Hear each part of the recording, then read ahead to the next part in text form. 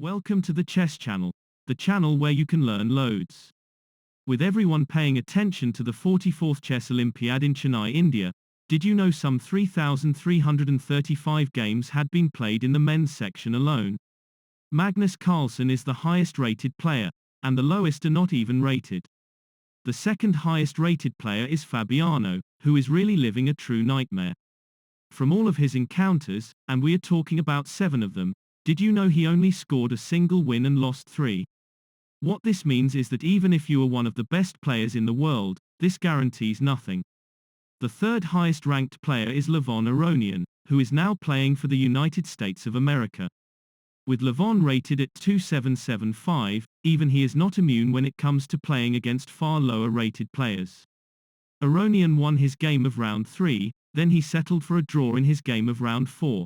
In round 5 he also settled for a draw against Nikolas, and of course another big game that was played, was against an uprising star who is by now a star in so many different ways. This star is Nihal, who scored a comfortable draw against Levon in round 8. And then came round 9, which has just been played. It is Levon Aronian against the Greek team, and more specifically against a player who is rated at 1575. So though there is a big difference in the class of player, Levon was drawn to play against Nikolas Theodorou. So what we have is round 9 and Levon has the white pieces. Given nothing is as easy as things might look, if you do underestimate your opponent, you are running the risk of going down pretty fast. So with Aronian choosing for a d4 opening, this is how Nikolas responds. Nikolas plays Levon for the very first time, and unless you do your research and get prepped up, you will not know what to expect. We said nothing about how Nikolas has been doing, but if you wish to research, this would not be a difficult task. With Levon opting for a straight c4, Nikolas opens up the diagonal, and with knight c3, Nikolas goes for the expected. e4 led to this push to d6, and now via this bishop repositioning, when Theodorou castled, this is how Aronian plays it. If Garry Kasparov is looking at this game, he would know all about this bishop move to e3. With the semi-Averbakh system in the King's Indian defense, what you see here is quite a classical opening. Garry Kasparov and Anatoly Karpov have tried too many variations in this type of opening, but funny enough, the variation is about to move on. With this thrust right into the center of the board, Aronian does not engage but pushes the pawn to d5. It is pointless to try and explain what is going on, but it may be good practice to try and understand the principal concepts of what the King's Indian defense has to offer. What you see here is that the pawns from each side are occupying key outposts, and with this basic position reached, no one is better or worse off. The position is crumbed, but the idea is that it is not going to remain as such. What Theodorou did here was to get this knight move going. When Kasparov tried it against Karpov, he ended up losing the game, but this knight exit to the rim is not the reason why Kasparov lost. It's actually how he followed up. In this game, Levon opted for this type of response and is taking things quite slowly. Is this move to h3 passive, or is it something you would play? Nikolas here can reposition the knight right into c5 in the hope that Levon would trade. If he does, after knight f3, c6 is one option, and another option would be to get this knight to retreat to the back rank. Knight e8 is a way more expected type of response, and you should know this if you do play this type of opening. The entire idea of the King's Indian is to allow white to gain some spatial central control, but black here has a plan. The plan is to open up the f-file, but I'm sure we are going to see this move come up sooner than later. So coming back to the game, when Nikolas brought up this challenge with c6, Levon skips, and instead introduces his kingside knight into the game. Nikolas could have traded in the center, but he too skips and tries another avenue of play. He does play along with the kingside knight, but rather than retreat him to the back rank, this is where he puts him. Normally, black expects white to chase after the knight, but if the knight remains unobstructed, what black would like to do is to slot him right into this outpost on f4. Shall we see how this game continues? Though getting the king to safety is normally what many would do, Levon tried something relatively new. This is what he does. Obviously, with the likely intention of getting the knight to squat into f4, this move Levon came up with, has now stopped the knight's access, but with such an unexpected Levon response at this level, was this something to try and confuse Nikolas? With Nikolas breaking or trying to break though with this guy on the f-file, Levon does have him taken, and with Nikolas capturing in this way, this is how Aronian handles the situation. He pushed along with this pawn. At first sight, doesn't this look like a risky option to exercise? If you take on c5, once this pawn also drops, the position does go crazy. If you first get rid of the queen for the queen, when this pawn on c6 drops, this is what you hope to achieve. But with the knight able to slip into this outpost on f4, can you afford to slip in with this check? Do this, and once you get the king to move to the very edge of the chessboard, the move of the day has to lie with this knight on f3. Once you discovered this knight jump into the fifth, it is safe to say, white is not enjoying the upper hand. At best you can chase after this knight, and when this knight check appears, king h7, and now this knight jumped to the sixth, and from what you see here, Aronian should be better off by some clear margin. Now that we have examined one possible variation of many, we saw nothing of the sort. After this push to the fifth by Levon, Nikolas saw something way bigger than taking on c5 or c6. This is what he does, and this little big attack on the bishop meant actually one way to do it. With Levon taking this pawn, how is best to capture?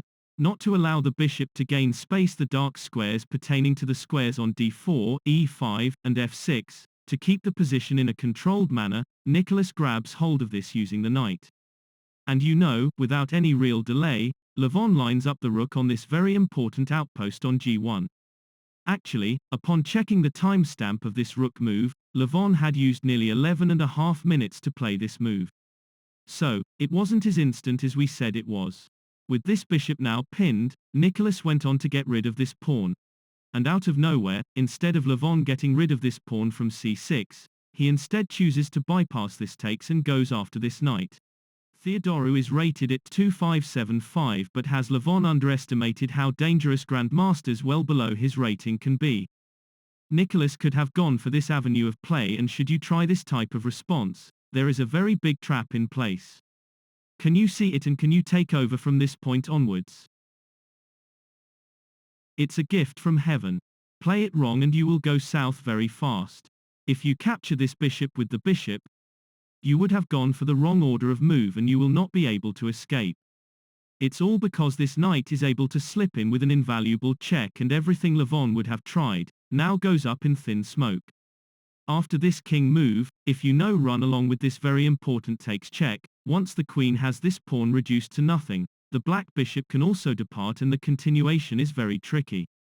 As soon as the knight is removed with a check, how would you best cover, and can you basically escape? Get the king to find the corner, and though this knight is very much bound to fall, when Nikolas grabs hold of this very important pawn, what this also means is that the rook will fall next. This pawn on d6 is the absolute key to everything, and this pawn on d6 alone stops a potential checkmate with queen e5. If this position was to emerge as we see it here, this game would have gone to Nikolas easily. There are other variations to consider, but for the purpose of this game today we shall not get any deeper. As soon as this knight came under fire, Nikolas without delay uses the threatened knight to slip in a check. When we got to see the full trade here, had Aronian blundered here, and if so, what was the problem he was faced with? Can we see this knight on f3? Why can't Nikolas put him to rest? This is absolutely what he did. And with Levon taking on this guy on c6, this rook here can be taken if you are not careful. As soon as this guy on c6 was removed, Levon for some mysterious reason goes it long. He simply did not want to risk his position and was very confident he could manage to hold Nikolas at bay. As things stand, this rook f3 is holding the bishop next to him hostage, but let's take things one step at a time. With this guy on d6 just about to come off, Nikolas has no problem pushing him ahead. When Theodorou played this move, he knew what was at stake, and this might explain why he took just about a few seconds short of a quarter of an hour. So what was he worried about, and what was Levon about to do? Here it comes. Levon removed this bishop from the 7th with a check. The rook is captured in a span of only 2 seconds, and with this incoming brand new check appearing on Nikolas' doorstep, Nikolas hides his king to the very edge of the chessboard. Levon in a recent interview said he loved tricks and what he was about to do was a typical Aronian signature move. Any ideas what he does here? It took him just 7 seconds to go for it, and this shows he had it all sussed out. This is the move he applied, but in a classical setup and with Nikolas having plenty of time to think things over, does not capture the queen, and rightly so. If you take the queen down, Theodorou will pay the ultimate prize with a mate. First take this pawn with an incoming check, and with now the queen being forced to step in to block the check, as soon as you have her eliminated, this is also how you get to that checkmate. With this little trap in mind, what is implied is that this rook on f3 will be picked up, but in the meantime, you would need to surrender some material as collateral. So with the bishop coming off in just 5 seconds, no more no less, the rook is now vanished. But if you two go on to pick up this knight, you are not bound to hear the end of it. Why not? Can you spot where the checkmate is? It's all done via this queen repositioning. Once you find this spot on the chessboard, there is nothing you can do to overcome the checkmate. Bishop e6 for example to free up the back rank is going to take you nowhere. Why not? It's all about this incoming check using the queen on the dark squares, and because there is nowhere the king can go, the only move to prevent the checkmate in one is via this queen entry into f6. And here is where the checkmate takes place. As soon as the queen drops, the game also comes to close, and wouldn't this be something to be proud of if you were managing the white pieces? Returning to the game, this is what you could expect at a player hovering around the 1800 possible the 2000 mark. This given queen move into f4 is particularly hard to find, but what Nikolas did here was to not even bother the knight. He ratted out this cunning plan, and what he did as a priority was to manage or find a way to stop it. Via this queen repositioning, and with closing the access to a potential checkmate by blocking the white queen from sneaking into both f8 and f4, you will hardly believe how Levon is keen to put this game to rest. He had used this rook on g1 to lift right into this outpost on g5, and really hoped Nikolas to get rid of the knight. If you do, you will never hear the end of it. All you need is this queen move right into f7, and what his move now secures, is a mate in just 2 or 3 moves max. How do you stop the queen's access into g7, and if you find a way to block this avenue, how do you stop the queen from getting into e8? And even if you manage to find a way to do this, this also means the queen on d6 must stay on the dark squares to protect or prevent the queen from checkmating using f8. As you see things here, the mate cannot be prevented. At best, you have this incoming check, but as soon you get the queen out of her misery, h6, queen d4 or even queen f6 is going to get you there with the next move. King h7 is forced, and the game would have ended in one single move. However, coming back to this rook move into g5, Nikolas was about to go south in a jiffy. Call it panic, or call it a huge inaccuracy from his part, this is how he plays it. This opening does allow the king some extra flexibility, but this is also a blunder. With Levon forcing the rook to return to g3, it all suddenly clicked for Nikolas. He got the bishop to move out of the back rank, and what Levon does is to sneak into f7 with the queen. It was another very close run, but how can Nikolas prevent the checkmate? Being forced to bring his queen right into f8, Levon swaps her, or this is what everything thought he would do. If you swap the queens, knight d1 is the only move to save this pawn from f2. But given Nikolas has an extra pawn on the board, does this also mean he is winning? It looks this way. Coming back to this position, Levon was determined to put an end to this game, but having chosen for this response to c7, this had to be Levon's biggest blunder in this game. So what is so wrong with this queen repositioning, and why did Levon go for this move? It was another type of trap in the hope Nikolas would fall for it. Levon wanted to keep control of the 7th for one reason and one reason alone. If you err and go for this queen takes on the 2nd, this is how you would instantly put an end to the game, and wouldn't this be something to finish off a game like this? It is clear Aronian has underestimated the likes of Nikolas Theodorou, but is he able to find his way back into the game? Why can't Nikolas get rid of this knight? He can't, because if he does, when this check is materialized, Levon with this position has a perpetual, and from this point on, he can't lose. King h7 leads to this check, and the moves would have to repeat just to manage a draw. In the meantime, Nikolas responded in this way, and by shutting off the access to h7 and particularly g7, as soon as the knight made his way to safety, Nikolas in a span of just 1 minute and 47 something seconds, comes in with this type of attack. Via this push to f4, Nikolas finds the opportune moment to activate his queenside rook, and with Levon now chasing after this rook f8 was played and this rook was totally safe. It appears the coolest person wins this game. Levon took, and I need to confirm this next move, he spent just over 11 minutes thinking of how to make progress.